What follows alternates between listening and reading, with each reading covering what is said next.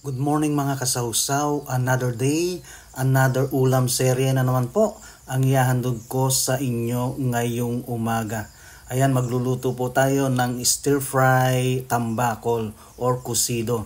Ayan po ang ating mga ingredients. Meron tayong kamatis, sibuyas at bawang at meron tayong dahon ng sibuyas. At syempre ang ating isdang tambakol na naprito na. At meron din po tayong kasama dyan na cabbage o repolyo. Po natin dyan ang ating sibuyas, kamatis at ang ating bawang. Pwede rin po kayong maglagay dyan ng luya. Ayan, masarap din po yan na may kasamang luya po dyan.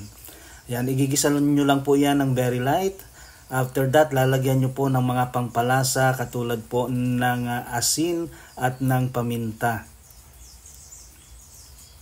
At lalagyan din po natin yan ng mga 1/4 cup na soy sauce. At mga 2 cups po na water ang ating ilalagay din po dyan para meron po tayong konting sabaw. Ayan. Yan na po ang ating niluluto ngayong pananghalian. Dito po sa aming lugar, ang tawag po dyan ay kusido. Ayan. At masarap na masarap po yan. Inilagay na po natin dyan ang dahon ng sibuyas. Masarap po yan para pang additional flavoring. At syempre ang ating repolyo. Ayan. Pakukuluan lang po natin yan hanggang sa maluto po ang repolyo. After ng maluto po ang repolyo dyan, ilalagay na po natin ang naprito na po nating tambakol. Ayan. O yung gilit ng isda yung tinatawag.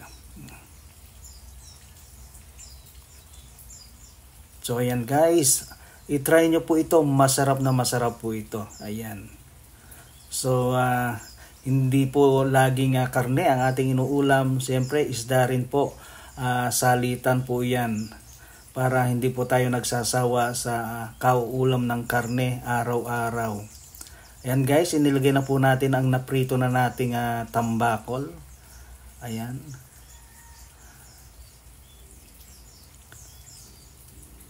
So pag kumulo po yan, ay okay na po yan. Ready na po ang ating ulam for today na kusido or stir fry fried fish. Ayan. Maraming salamat po sa inyong panonood. At lagi po kayong mag-iingat. Please follow and share. God bless. And goodbye.